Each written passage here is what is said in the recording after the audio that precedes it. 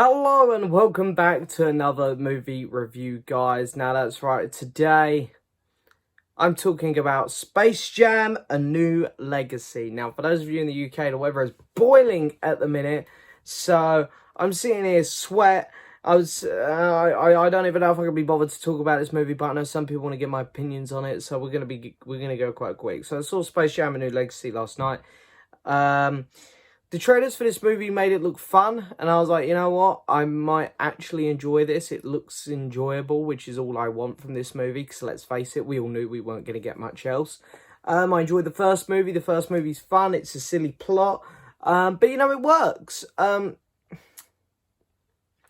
Space Jam: A New Legacy was a bad movie. Yeah, I thought it might be okay from the trailers, but there are just some huge, unbelievably awful things about this movie. First off, I want to say I've never seen a company blow so much smoke up their own arse. Like Warner Brothers, really? I mean, this made Ralph Breaks the Internet, the whole Disney thing, look so tame compared to this movie. This movie is constantly just blowing steam up its own arse. It was embarrassing to watch.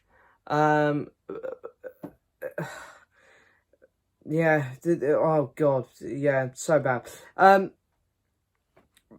So let's look at this. Let's look at this as a plot. So the plot of this movie is LeBron James, him and his son are sucked into a video game and they are threatened that if LeBron James does not beat his son at basketball, thousands of people are going to get stuck in this video game. He's going to get stuck there and the Toons are going to get wiped from existence.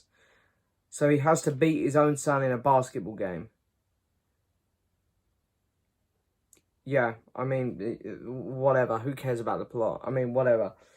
I'm a bit lost for words, to be honest, on the movie already. You know, it's, as I say, the first half an hour is constantly Warner Brothers just bigging themselves up. The next hour or so gets a bit lull. It's like the recruiting process, and it's like, okay, it's kind of the best bit, I guess, because it's just LeBron James, who, by the way, is not good in this movie. His acting is bad. We all knew it, though. Let's be fair to him. It's him just sort of recruiting the Toons, and that's kind of fun, I guess. And there are some laughable moments. There are some jokes which are pretty bad, but they made me laugh. And then the whole back half of the movie is the basketball game. And the basketball game itself is so over the top, and I felt like my eyes were assaulted. And oh my God, the background stuff, which we all saw in the trailers, like I remember people pausing the trailer and picking out people like the guys from A Clockwork Orange and Pennywise and stuff. They all just look like people who have dressed up for cosplay. Like, characters are constantly standing in front of Pennywise and the Penguin and Batman and Robin and the Joker. Loads of famous Warner Brother characters, The Mask. And they all just look like people in cosplay. They look terrible. And throughout the entire match, they're all doing the same thing. Just, you know, they're all doing the same thing. And even the humans are doing the same thing. The ones who are potentially going to get trapped there forever, and they're not scared. They're just good shoot. It was, you know, it was laughable. The jokes, some land, because, you know, you gotta put yourself in the position of what this film is. It is a kids movie. It's aimed at kids. Some land they do for your kids. You know, there's a couple moments I laughed. There were a couple funny bits. A lot don't land. There are a lot of bad jokes here. Characters are all very flat. Don Cheadle, you could tell he was there for a paycheck, and you know what? I'll give Don Cheadle credit where credit's due. He made me laugh. He was bad in the movie, but he was funny bad. Yeah, there was a little cameo near the end, which made me laugh as well. That like they thought they found Michael Jordan in the audience. That's all I'll say. That was funny. Yeah, is this the worst movie of the year? No. I wouldn't even say it's the worst film I saw in the cinema this year. Personally, I'd still say I prefer this to Fast 9.